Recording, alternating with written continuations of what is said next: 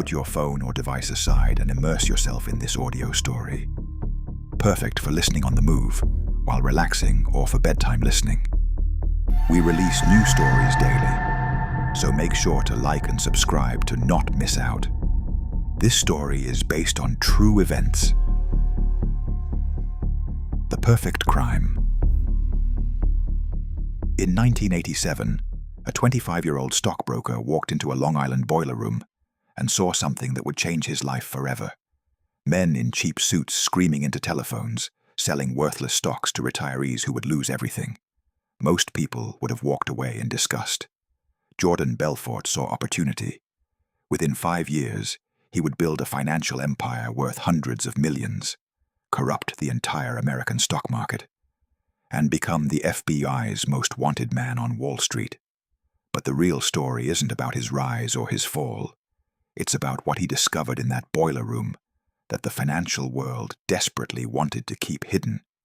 A secret so profitable, so morally bankrupt, that it would turn a middle-class kid from Queens into a monster who destroyed thousands of lives without losing a single night of sleep. This is the true story of the Wolf of Wall Street and the dark business thriller that Hollywood couldn't fully tell. Jordan Belfort wasn't supposed to become a stockbroker. He was supposed to be a dentist. In 1985, on his first day of dental school at the University of Maryland, the dean gave a speech that would alter the trajectory of his entire existence. "The golden age of dentistry is over," the dean announced to the incoming class. "If you're here simply to make a lot of money, you're in the wrong place." Belfort dropped out immediately. He returned to New York with $20,000 in debt and a burning question that would consume him. How do people actually get rich in America? The answer came from an unlikely source. A family friend who worked on Wall Street suggested he try selling stocks. Belfort took a job at L.F. Rothschild, a prestigious investment bank, and discovered he had a supernatural gift for persuasion.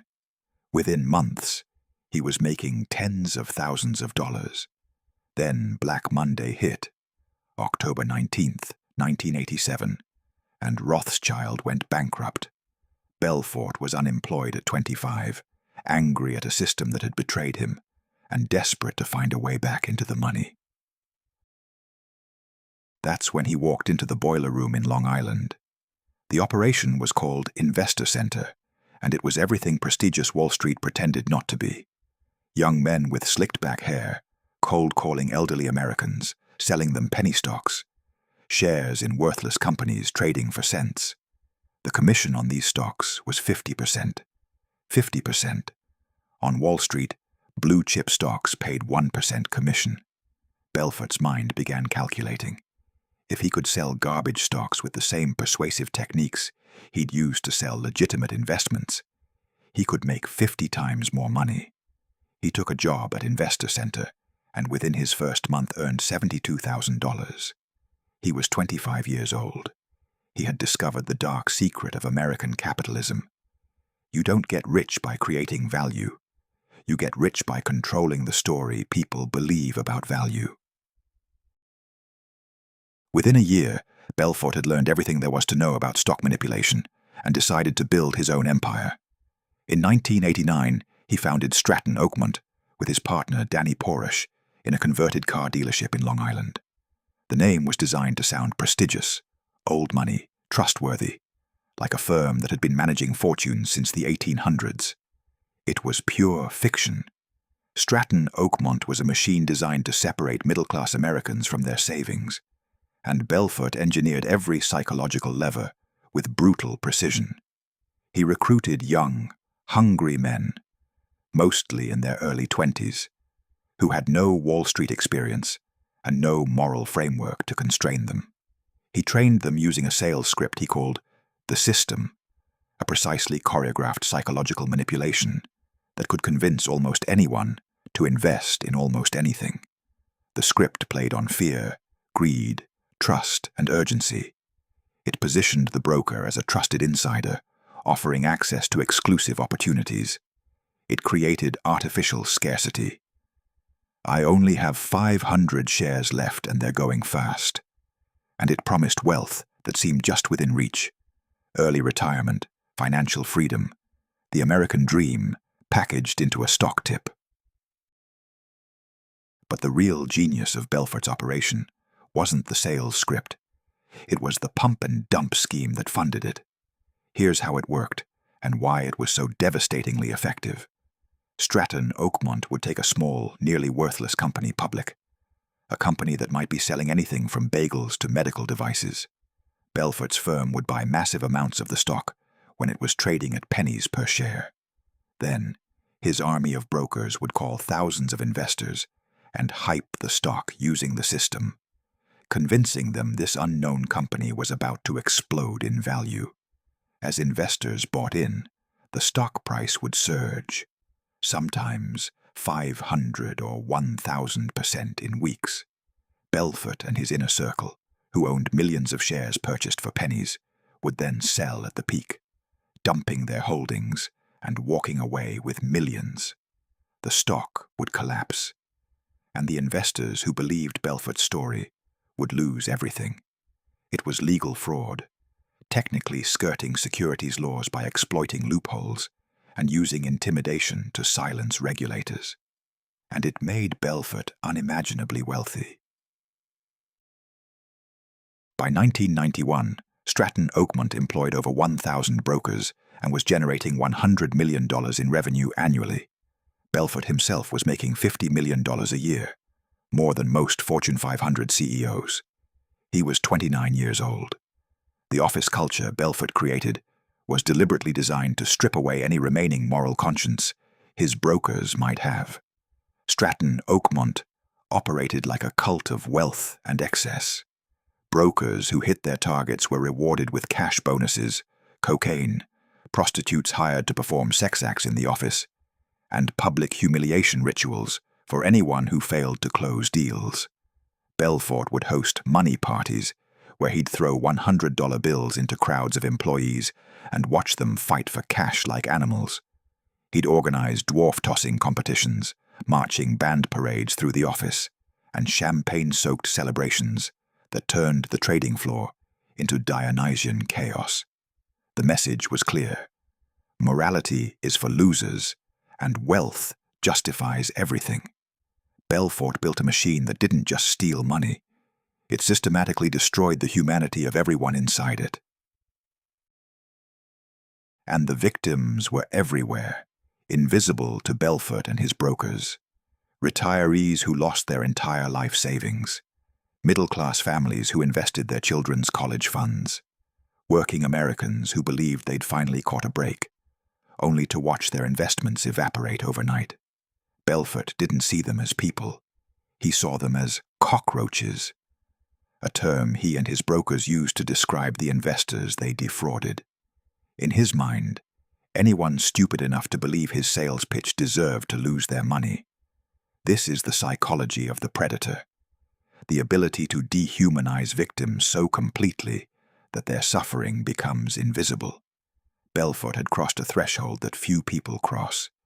He had become incapable of empathy, and in the world of high-stakes financial crime, that made him extraordinarily dangerous. But in 1992, something shifted in the shadows, something Belfort didn't see coming. The FBI had been watching. Not just watching, building a case that would take years to construct, waiting for the perfect moment to strike. Federal investigators had identified a pattern of stock manipulation, money laundering, and securities fraud that connected Stratton Oakmont to dozens of collapsed companies and thousands of victims. But Belfort had insulated himself brilliantly. He used offshore accounts in Switzerland to hide his money. He employed couriers to physically transport cash across international borders. He structured his pump and dump schemes to exploit regulatory blind spots. And most importantly, he surrounded himself with lawyers who knew exactly how far they could push the law before it broke. For years, Belfort operated in plain sight, untouchable, convinced he had outsmarted the system. What he didn't realize was that his greatest vulnerability wasn't the law. It was the people closest to him. Meanwhile, Belfort's personal life was disintegrating as rapidly as his fortune was growing.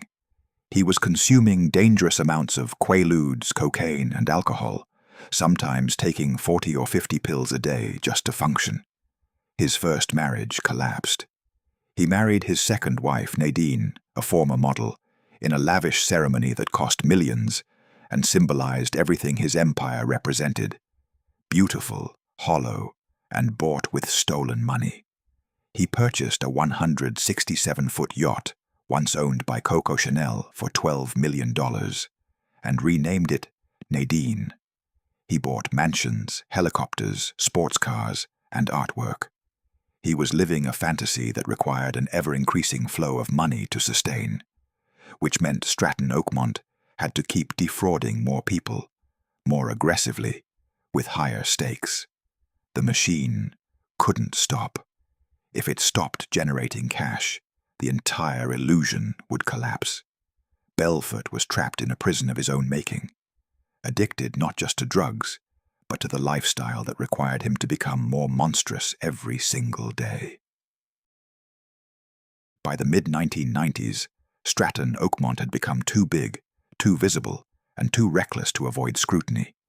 Regulatory agencies, including the SEC and NASD, had opened investigations. Victims had started filing complaints. Journalists were writing exposés. But Belfort believed he was invincible.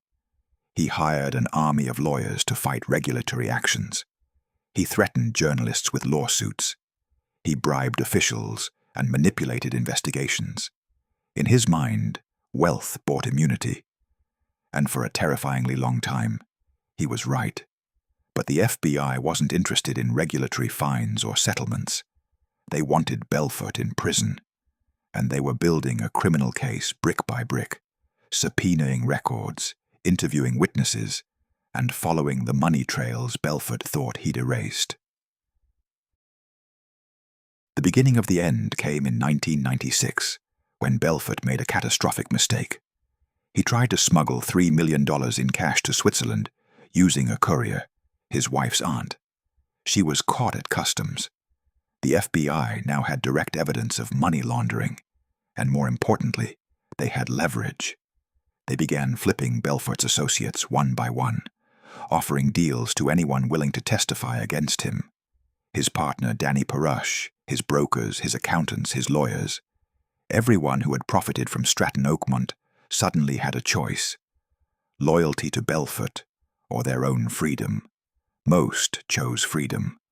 Belfort's empire, built on loyalty bought with money and drugs and excess, evaporated the moment that money stopped flowing.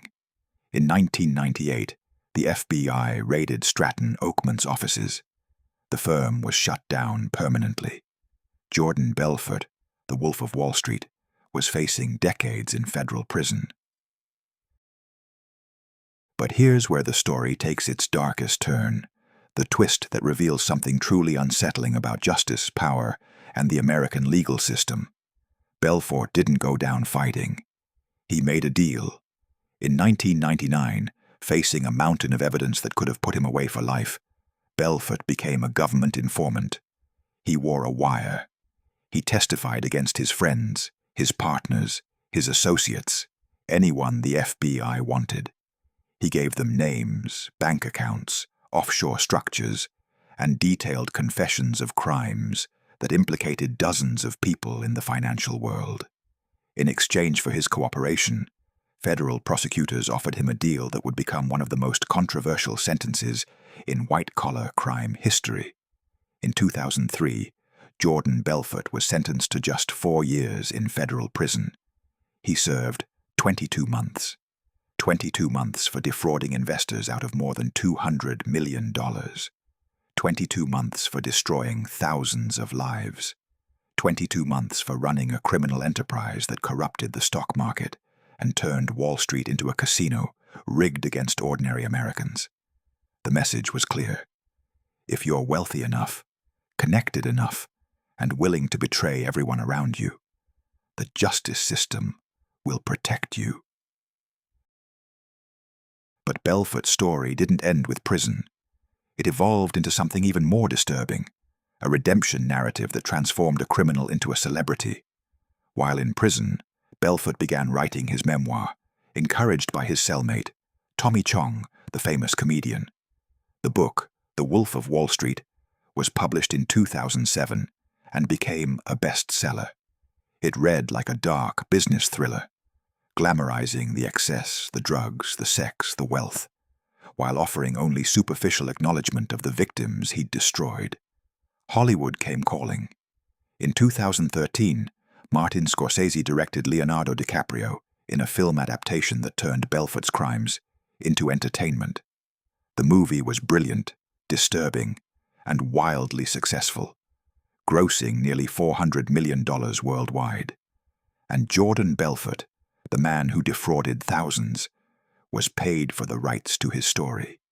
He was invited to speak at corporate events, motivational seminars, and sales conferences, charging $30,000 to $75,000 per appearance to teach business professionals the secrets of persuasion and sales.